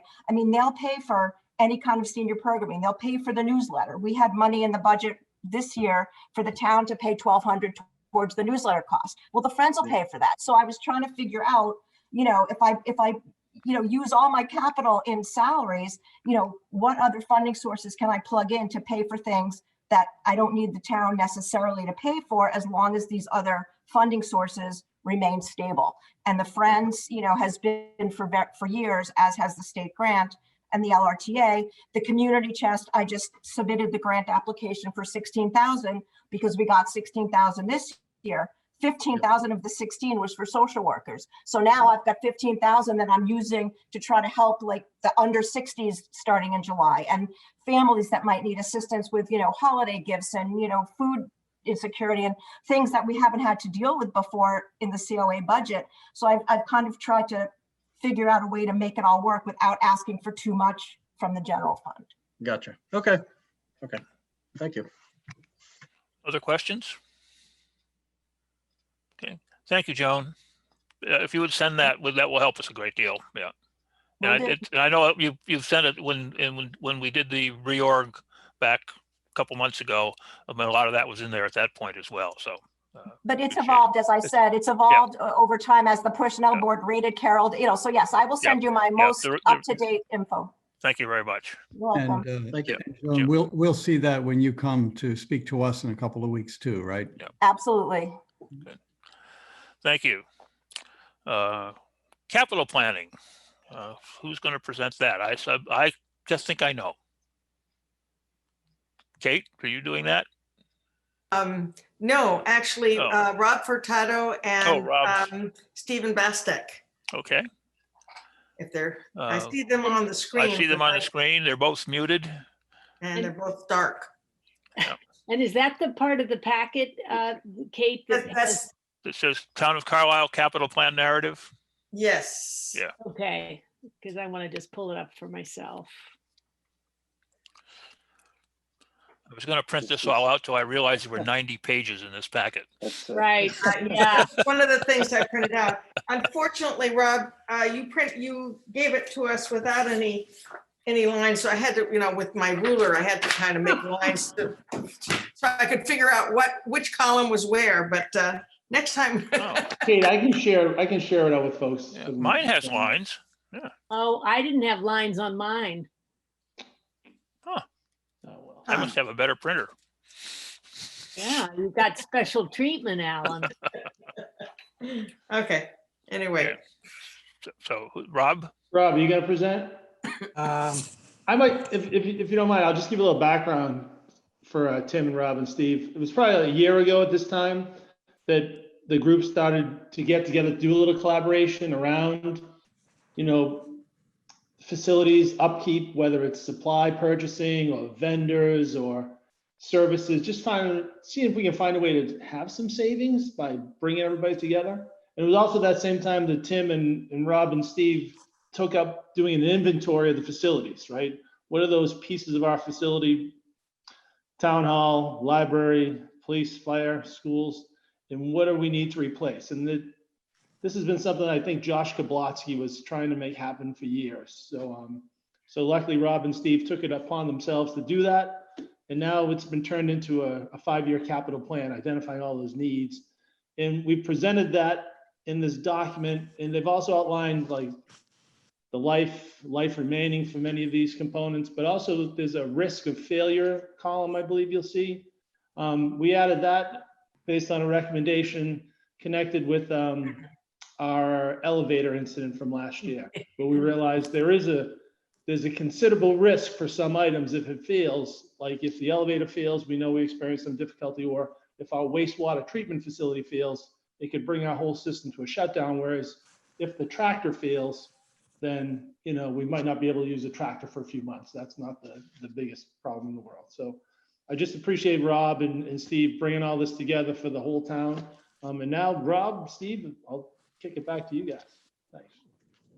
So Steve and I have spent a lot of time trying to prioritize things where we have similar issues going on. So we have another elevator at the Grant building, for example, that's coming to its life expectancy end. But in the town side, there's 3. There's town hall, there's the library, and there's the handicap lift over at the police station. So all 3 of those in the town and the school one. So we've been trying to prioritize it. We'd like to present it eventually as a narrative for all 4 pieces together and produce an RFP for that piece, because we're thinking we'd have continuity of services. We'd have similar equipment installed in each building. We'd have the same company, the same warranty, all those kind of things too going forward with the equipment that gets installed. We're also looking at some roofing projects that are, in the town. There's some areas of the library, town hall, DPW that need to be done for roofs. So we're going to try to package those type of things together also as a narrative and put them together moving forward too. And whether it's an allocation over 1 year or a 2-year or a 3-year, these are big projects. So they're going to take a little time. And especially with like an elevator project, with the amount of elevators we have to do, it could take a couple of years just to get the equipment lined up the right way, where it gets installed over the summer times or when there's down times in the building, so we're not interrupting services in town and things like that. But we really did take a hard look at other things too, on streamlining supplies and services like that. So we're trying to get some bulk pricing on things with the different vendors out there for like paper products. Just simple things like that, where maybe we can purchase them in bulk in the beginning of the fiscal year at a savings, and then have that company ship it to us on either like a monthly basis or a quarterly basis, because we don't really have much for storage. So we can't accept the whole bulk delivery at the beginning of the summertime, but if we can have it with a company that, we get state business pricing on services like that and supplies, and it's a lot less for accounts payable and streamlining invoices, streamlining POs and things like that for the town. Right now we've noticed like there's a lot of different departments that will purchase things from wherever they purchase things from. So there's really no rhyme or reason to it. There's people purchasing stuff at like Home Depot or True Value or through the state bid list, and it's all over the place. So we're trying to streamline that and get that organized, get that more efficient moving forward also. But Steve is more intimate on the town side of things, and I'm trying to bring him into the school thing a little bit, and he's doing vice versa. We're trying to get each other acclimated on what the issues are in each building. So I don't know if I could share a screen or is that? You should be able to, Rob. Yeah, go ahead. Okay.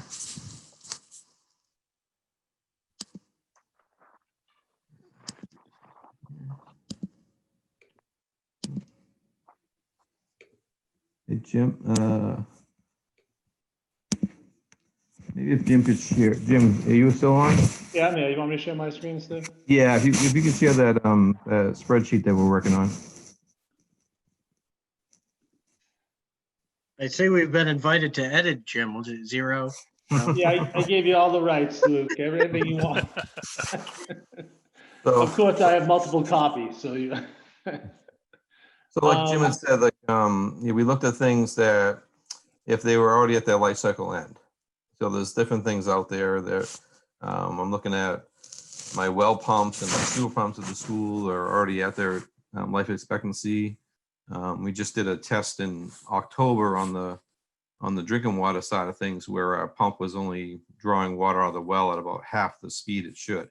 It's rated for 20 gallons per minute, and it was running around 8 to 10 during the test. So it's starting to fail. It's starting to come down to at the end of its life cycle.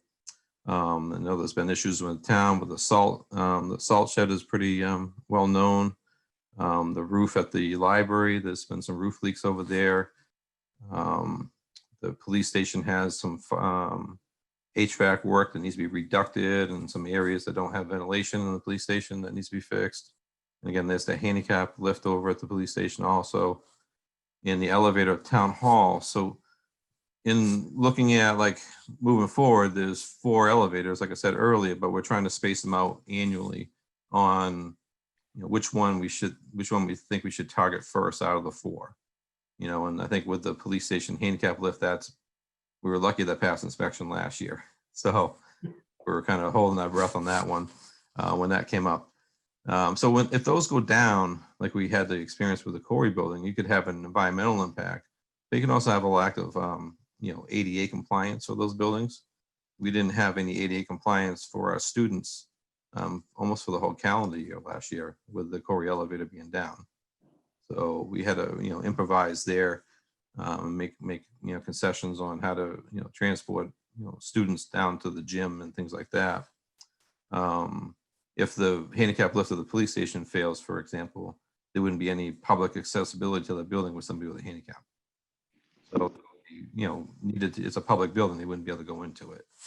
And if the elevator at the town hall failed, you'd have the environmental impact component of it. But also too, you have loss of services. You wouldn't be able to access the second floor of the building. So there would have to be the department moves, maybe, reorganization of the building while it was down. And we found on our end too, the cost of having to go down on you and fail on you is a lot more than preparing for it and planning out the replacement of the piece of equipment. So I think we were kind of looking at it as, seeing where the life expectancies are, prioritizing which ones are in the worst condition, which ones, if they need to be done now, if they could wait a year, if they could wait 2 years. But that's what we've been trying to do. We've been trying to work on that, trying to prioritize things and trying to find some ways where we can save the town some money on streamlining some services. Is that what column G is, the priority? Yes. Yeah. No. Oh, no problem. No. H is the, H is the risk level. F is the life expectancy. G is the how many years left. Okay, thank you. Right, so you see some Like -8. yeah. Yeah. Oh, hey. We got the -7 on the Corey elevator. That's what happened. So Yeah. Yeah, we right. don't want to repeat those kind of things. No. And Rob, if you go further out to the right, have you made suggestions there about which fiscal year you think these should fall under, or? Yeah, we kind of we grouped them in each fiscal year. So, we kind of put the ones at the top that we were going for this year. But if we can scroll down on fiscal year 23, 24, 25, we have different things in there. Yeah.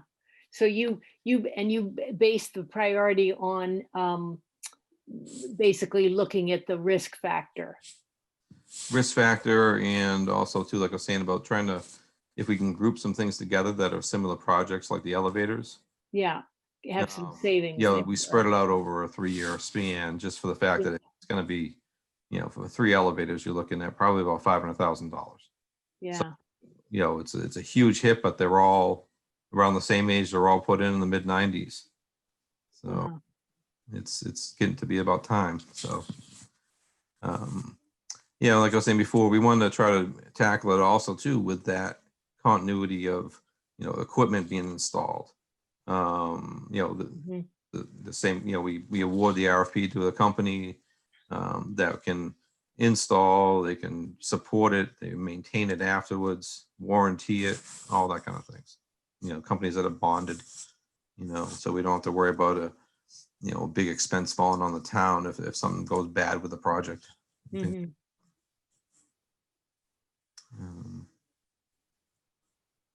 Questions? Lottery ticket contribution? Yeah, well, of course, you know, this is always the perennial discussion that we have. I mean, this year we got $300,000 for, you know, for some of these repairs. I noticed the first year he had $1.1 million, you know, and we, you know, so if we only hit it at 300K a year, we won't make it. So I'm just It would take throwing about 50, that out there. about 15 years, and by then there'll probably be another another $5 million Yeah, to no, it's just not. replace. So. Really, I like it. I mean, I'm glad I agree. You know, Josh, this was a vision of Josh's, and I'm glad to see it coming to fruition. But you can't just look at the 300,000 or whatever we spend on what used to be called the LTRC or whatever the cap that got dissolved, right, Jim? Or we don't have a capital committee anymore, right? It's part of FinCom now. Yeah. Or Scott's there. The youthful Scott's pictures there anyway. But there he is. But there's a second piece, which is the, you know, excluded debt, right? I mean, there's other, like if you look at the HVAC project, it wouldn't be in that bucket, right? It would be its own capital item, wouldn't it? And I don't know if the elevators are that, but some of the larger ticket items don't.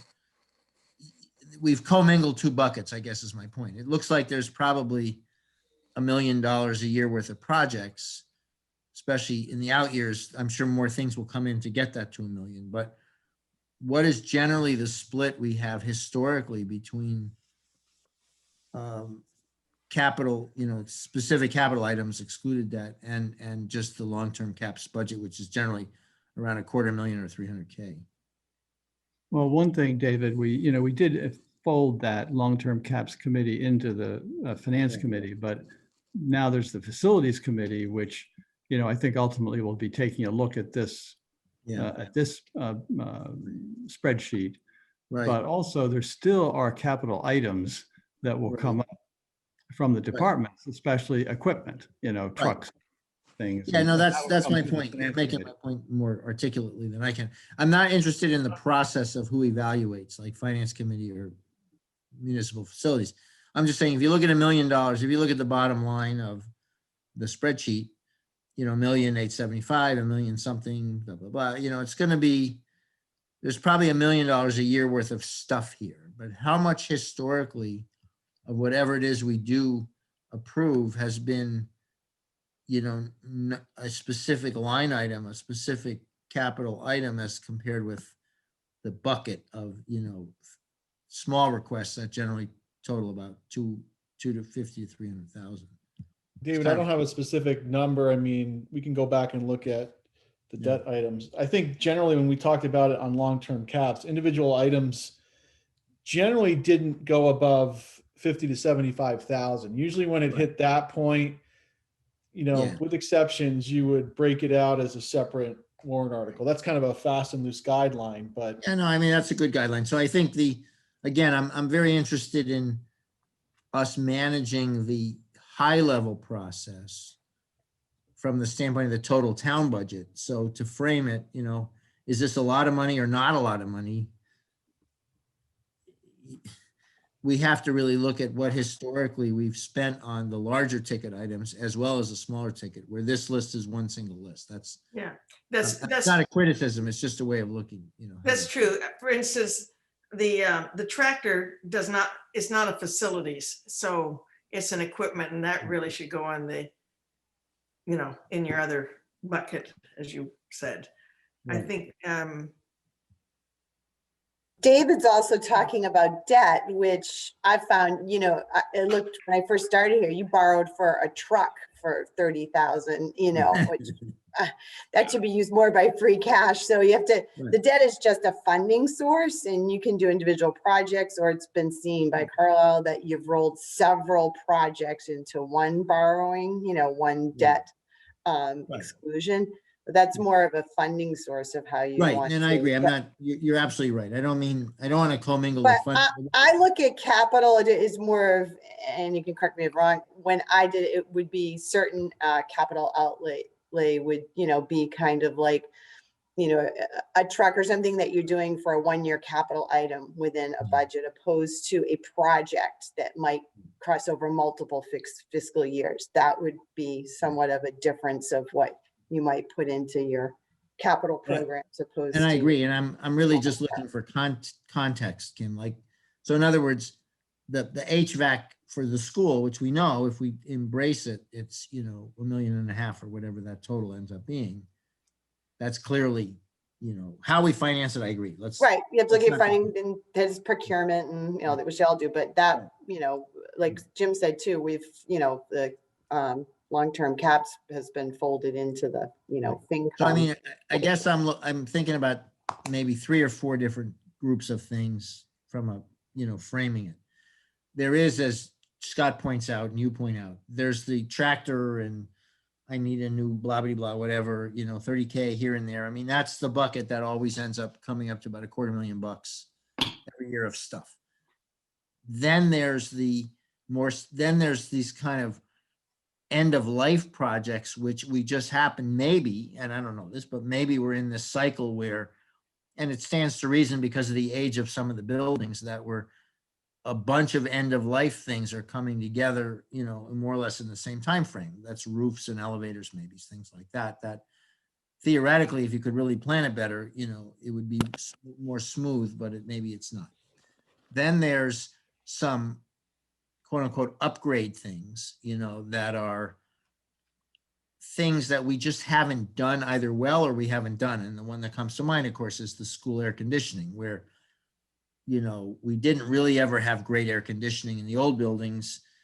We have decent air conditioning in the new Spalding, but it doesn't really play well with the other ones. So, and we're in a different point in our understanding of, as Mr. O'Shea would say, pedagogy, right? I mean, do the kids learn better if it's cooler? Like, it's not a thing that maybe 30 years ago, the finance committee would have even entertained, right? So that's an upgrade, but it's an upgrade, that's it's in a new world. And then finally, and this is the other thing I want to ask, the elephant in the room, kind of, so to speak, is the public safety building.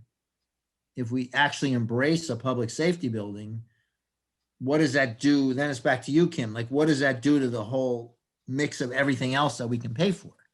And I don't know how we can, we certainly can buy a tractor or fix an elevator, but we really need that whole picture to,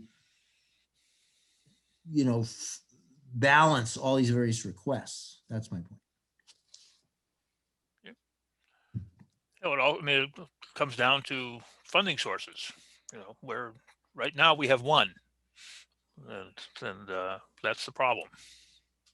Yeah, Do you see that changing? I think we ought to be planning for changing it. Yes. Okay. Well, then that's yet another variable. Right. So, I mean, I like the effort. I guess I really like the effort. I love the fact that we've taken a multi-year look, and I guess I'm curious, what is really the next step in terms of stress testing these priorities and then laying that on top of, again, a broader plan of, how much can we spend? How much should we appropriately spend on the physical town as compared with what we normally spend most of our money on, which is the services side of it. But well, this goes back to the financing and how do you pay for it? And obviously Kim is the one that's going to, give advice, and FinCom will discuss this. But if it's a long live thing, like a 20-year, like the HVAC and the roofs, it really does make sense to finance it because you don't pay for it all that 1 year. And I don't know what our debt capacity is right now, but you pay for it over several years. And then usually that payment such kind of tapers off. And then as some things get paid off, then you get, so you have that. Yeah, So yeah, it's not going to affect the tax rate the same way as if you're looking for cash. Oh, of course. But as Kim is sort of saying, and I say to my own, people, don't confuse whether to buy it with how to pay for it. Right. So, I mean, yes. No, if you need, it's also, you have a lot of buildings and the worst thing to do after too long a time is to keep putting off maintenance, and it becomes a major, project. That's why we did set up a stabilization fund to maybe be able to put some funds into that for some, to build that for some capital projects down the line. But as far as the municipal facilities, and my FinCom can correct me too, it's I think that's a lot of with Kate is to kind of address some of these problems and keep up on the maintenance of a lot of the buildings before it becomes, a dire situation. And you have to decide if you're going to do something on the police station, if you're going to build a new facility. That's a conversation. You don't want to start putting money into something and then tear it down. So those are hard decisions that have to be made before you, go forward with that. And one thing we haven't had that some towns have, which is a policy regarding how much debt the town should take on. And, we have, of course, some significant debt now, mainly from the two schools. But, if you have a sense of a policy of how much debt you want to accept, then as that goes down, you then see that you have an effective budget to borrow more, or it helps to inform the decisions you have to make about larger projects if you've already kind of gotten yourself to the level of indebtedness that you believe is what you can afford.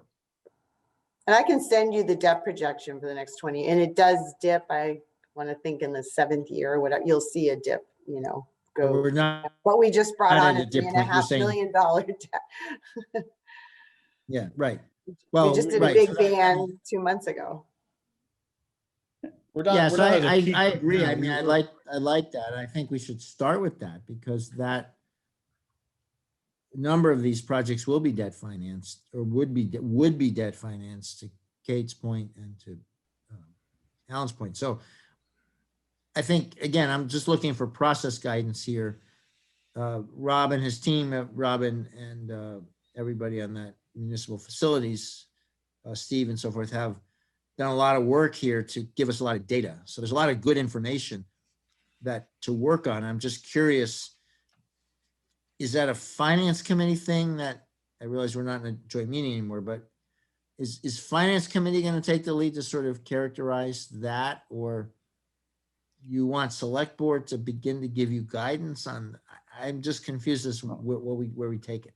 Oh, David, I think as a finance committee, we should take a look at this broader issue of what we can afford over, whether it's debt or not, and that we ought to come back to the select board. Okay, so that would be great. That would be great. Yeah, when you come back and say, here's what we can afford. How many projects can you put into that? Right. Yeah. And in that vein, Kim, I think we ought to touch base with the rating agency to get their perspective on our existing debt and what they feel we could take on without affecting our credit rating over a number of years, not like tomorrow. Yeah, right. No, and you relatively have low debt compared to what a lot of towns, have, but you do have a, great bond rating and you don't want to jeopardize, So where does where does the decision about a public safety building from a temporal standpoint, not a process standpoint, where does that fit in this? Is that something that's being debated now or going to be, or? It is not being debated now, as far as I know. Yeah, well, I guess we have a request. Yeah. And I haven't heard any thought there was debate. Isn't Luke, aren't you part of a kind of a working group that's trying to flesh that out? Luke's trying to figure out what to do with Highland. We won't let him take on the project. No, we're on that too. But yeah, no, we haven't had discussions in a while. So, yeah. I mean, that's kind of important, right? Because that's I would say the most likely new building project if we are to take one. But Yeah. The big sticking point is land, right? where to put it, right? So And exploring options, but it was my understanding that originally the fire department was built so that it could accept a second floor. In fact, that's why they didn't put a peaked roof on it, and that it is is that true? yeah, so that can be, the fire department can be expanded. But I forget exactly what Brian said, but he expanded and the lifespan is only like another Yeah. 15 years or 20 years. I It's don't think- not, Yeah. yeah. I wouldn't invest, personally, I wouldn't invest big capital upgrade on any of those buildings, the police station, fire station. And, you know, so I think, Yep. well, I guess my point, I don't want to have that debate now. I'm just saying, for the purpose of the fiscal 22 budget, I'm going to pull this thing back up on my screen. I mean, there's a few things that obviously, you know, FinCom will weigh in on and can be debated to buy. They need to buy right away. But if you look at the bigger ticket items on that list, like AC for classrooms and, you know, like HVAC related stuff, elevator related stuff. Maybe elevators is not a good idea, but HVAC, let's say, which is a big piece, and window replacement. It's hard to kind of put that in its proper priority if we don't really understand where we're going with a major building project that's sort of sitting out there.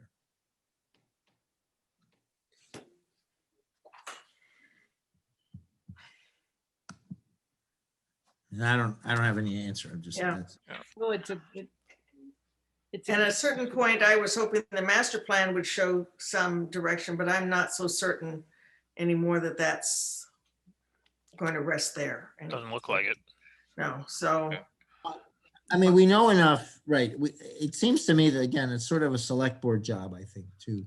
I agree totally that if a finance committee is willing to undertake some level of analysis about the proper level of, the appropriate level of debt for our town, and then overlay that on what the actual debt reduction curve looks like with our current projects, FinCom can come back with a general recommendation, like Alan was saying. Here's roughly what we can afford over the next few years, right? That gives us at least a scale. Yeah. But I think it's select board's job. I don't know that we need master planning committee. What do we need to know? We've got a police station that's falling apart, and we have a fire station that's, you know, under capacity and not worth upgrading, to your point, Luke. Yes, okay, we have to figure out where we're going to put something, but I don't think we need a study of a study to tell us that we're probably going to need a new building for that thing at some point, right? No, but if you if you develop enough land and you get a population, grow the town from 5,000 to 9,000 people, for instance, you're no longer going to even have a volunteer fire department. So that would necessitate a different kind of fire station. So that's where the master plan needs to show the three scenario. I would say three, you know, and this is, I think, what's being discussed, kind of the three scenario things, status quo, moderate, you know, mama bear, papa bear, and baby bear, you know, kind of thing. And then the town would weigh in on how they would like to see the, you know, development be pushed. And it would also have consequences for, I'm looking at Jim, for the schools, because if we have a population of 9,000, there are going to be a lot more kids. We go from, you got 600 and change in there now. The school was designed for 800 and change, but maybe, you know, if you putting 800 in there now. If you overshoot that, now we got some more capital issues. So that's what I think the master plan is trying to answer. I don't know how we're going to get there.